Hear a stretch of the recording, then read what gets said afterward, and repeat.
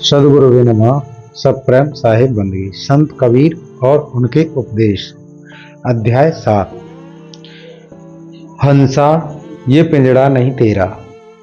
हे चेतन हंस, ये शरीर पिंजड़ा तेरा नहीं है।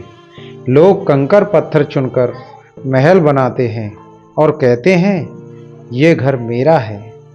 वस्तुतः ना घर मेरा है ना घर तेरा है। अपितु जैसे चिड़िया पेड़ पर रैन बसेरा लेकर सुबह उठ जाती है, वैसे प्राणी संसार में आकर चले जाते हैं। दादा, बाबा, भाई, भतीजा, कोई भी तुम्हारे साथ चलने वाला नहीं है। एक दिन ऐसा आएगा कि तुम यहाँ से चले जाओगे और तुम्हारे हाथी, घोड़े, माल खजाना यहीं पड़े रहेंगे। परिवार स्वार्थ बस मेरा मेरा कहता है। कबीर साहब कहते हैं कि हे संतो सुनो, एक दिन बस्ती छोड़कर जंगल में डेरा होगा। चलते समय लोग हमको चादर उड़ाते हैं।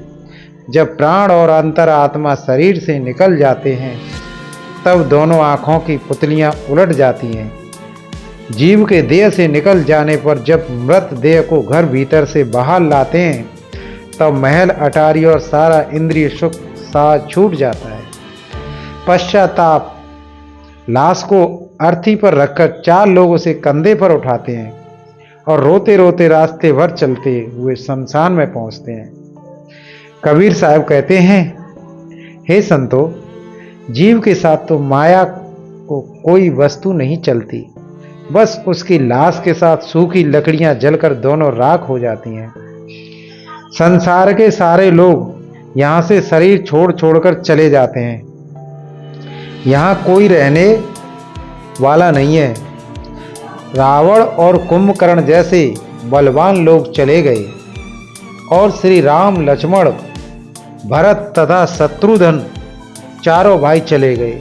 इतना ही नहीं, नंद, यशोदा मैया, गोपी, ग्वाल और कन्हैया कृष्ण भी चले गए। सभी समय में उत्पात विनाश का क्रम चलता रहता है। इस कालवली के प्रभाव से कोई भौतिक वस्तु बाहर नहीं है। कबीर साहब कहते हैं, आत्मज्ञान का निर्णय ही तुम्हारा सहायक है। तुम्हारा मन अहंकार में फूला फूला घूमता है। जरा ये सोचो कि तुम्हारा इस संसार से कैसा नाता है।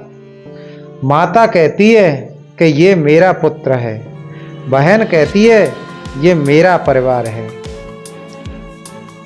भाई कहता है ये मेरी बुआ है। और पत्नी कहती है ये मेरा पति है। परंतु एक दिन आता है कि वह प्रिय माना गया व्यक्ति मर जाता है।